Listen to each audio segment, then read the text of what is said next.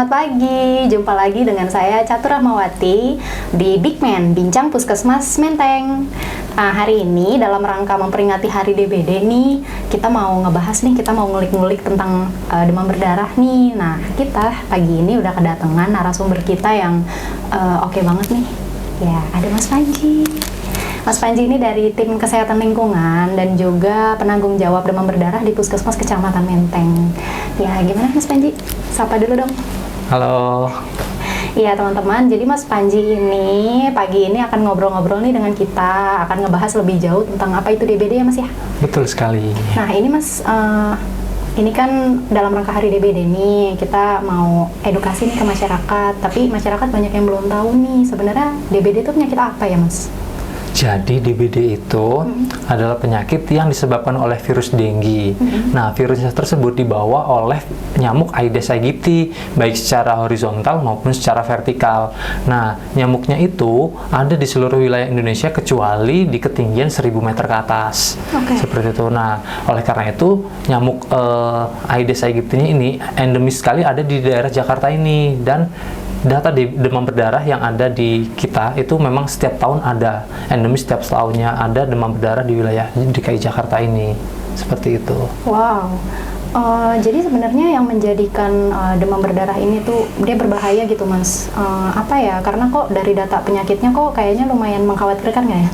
Betul sekali, jadi memang demam berdarah ini selain memang dari angka kejadiannya yang cukup tinggi, itu tingkat bahayanya juga cukup tinggi, karena dia penyakit demam berdarah ini dia yang diserang adalah pecah pembuluh darah yang berbahayanya dan mengakibatkan turunnya trombosit hingga kematian, seperti itu.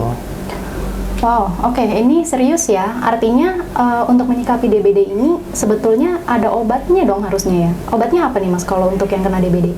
Nah, kebetulan nih, jadi memang lebih bahayanya lagi DBD itu karena dia disebabkan oleh virus. Jadi untuk obat spesifiknya itu belum ada sampai sekarang. Obat yang diberikan itu hanya terapi untuk meringankan gejalanya serta tidak membuat virusnya jadi bertambah parah, seperti itu. Wah, ini perlu diwaspadai ya sama masyarakat ya. Ternyata DBD itu sebahaya itu. Bahkan untuk obatnya aja ternyata belum terlalu efektif ya Mas ya. Betul. Nah, ini berangkat dari COVID lah, kita ambil contoh COVID. COVID itu kita untuk dicegah supaya nggak kena ke kita tuh divaksin. Untuk DBD nih aku pengen tahu ya, ada nggak sih vaksinnya untuk penyakit ini? Untuk vaksinnya sebenarnya ada. Namanya vaksin Dengvaxia. Itu sudah ada sejak tahun 2015 dan direkomendasikan oleh WHO. Cuman untuk biayanya dia ternyata lumayan tinggi sehingga belum masuk program pemerintah. Selain itu ada beberapa efek samping yang memang masih belum dapat menjadikan vaksin DBD sebagai pertimbangan untuk dilakukan program untuk pencegahan DBD, seperti itu. Oh, jadi belum bisa dijadikan vaksin utama ya? Betul. Untuk kita. Jadi dari obat sebenarnya belum terlalu efektif, dari vaksin juga karena kendalanya mahal ya Mas ya. Nah, kita sebagai masyarakat apa nih yang bisa kita lakukan untuk mencegah nih supaya kita nggak tertular DBD, gimana ya? Jadi memang paling utama adalah pencegahannya ya. Jadi jangan sampai kita tercegah DBD itu dengan cara memutus mata rantainya dari vektor penularannya tersebut. Nah, vektornya itu kan adalah nyamuk Aedes aegypti. Nah, kita harus bisa melakukan pemberantasan terhadap sarang-sarang nyamuk Aedes aegypti dengan cara 3M+, yaitu menutup, menguras, dan mendaur ulang. Apa sih yang ditutup? Nah, itu berupa tempayan atau bak mandi atau penampungan air yang ada di dalam rumah kita. Yang dikuras berupa bak mandi, dan yang didaur ulang itu berupa sampah-sampah atau barang-barang bekas yang tidak terpakai di rumah sehingga tidak menjadi sarang nyamuk. Oke, ini barang-barang bekas dan tempat-tempat tadi itu jadi sarang nyamuk ya Mas ya? Betul, jadi dia menjadi sarang nyamuk sehingga nyamuk-nyamuk tadi dapat menjadi berhinggap di dalam rumah, seperti itu. Oke, berarti ini kan kalau di masyarakat ini lekat dengan fogging ya. Mungkin Mas Panji sering dapat nggak sih pertanyaan dari masyarakat? Nah, ini bicara pencegahan. Sebetulnya fogging tuh masuk nggak sih untuk pencegahan DBD gitu? Untuk menyikapinya gimana ya masyarakat tuh, karena sudah berpikirnya sejak dulu ya fogging tuh lekat dengan DBD gitu.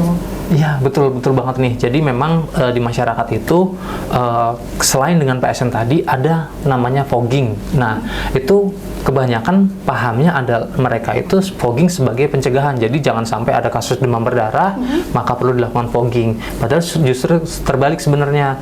Jadi fogging itu dilakukan setelah adanya kasus demam berdarah.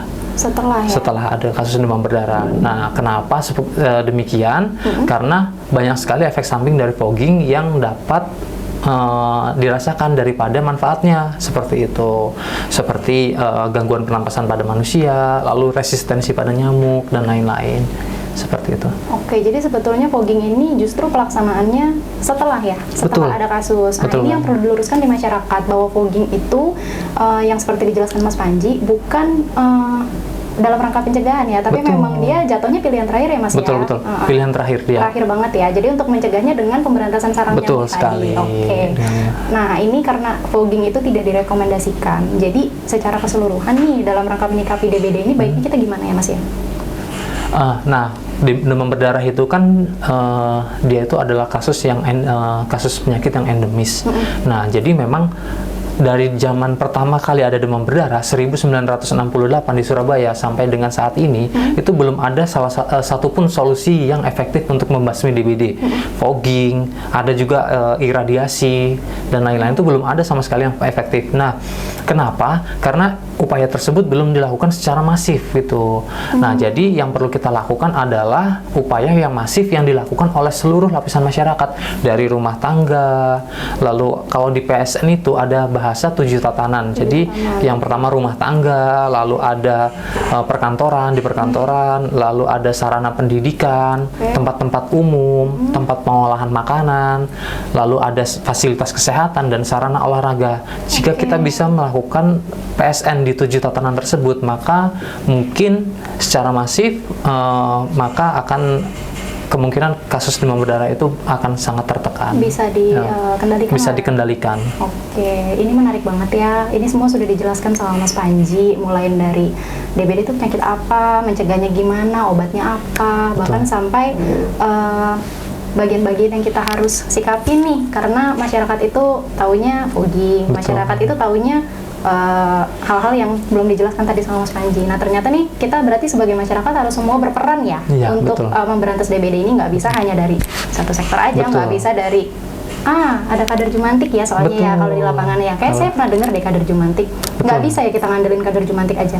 Jadi kader Jumantik itu mereka ditugaskan untuk memantau jentik. Jadi mereka itu memantau di dalam satu wilayah RT, lingkup RT, mereka itu memantau wilayahnya apakah ada jentik atau tidak. Namun tugas untuk membasmi jentiknya itu adalah tugas kita masing-masing sebagai pemilik rumah. Seperti itu. Jadi tetap aja kembali lagi pada kita untuk menjaga diri kita sendiri dan keluarga kita untuk dari DBD. Seperti itu. Berarti masyarakat harus peduli, kita harus saling menjaga kesehatan, tidak bisa hanya mengandalkan satu pihak saja. Jadi terima kasih banyak ya Mas Panji sudah diberikan penjelasan yang sangat mudah dimengerti. Semoga bisa ketemu lagi di lain kesempatan, dan dalam rangka Hari DBD ini semoga semua masyarakat kita sehat, terbebas dari DBD, dan semoga kasus DBD di Indonesia juga akan segera menurun. Amin. Terima kasih Mas Panji. Sama-sama. Sampai ketemu lagi. Teman-teman semua, terima kasih atas perhatiannya. Kapan-kapan kita ketemu lagi dengan pembahasan yang lebih menarik bersama Big Man Bincang Puskesmas Menteng.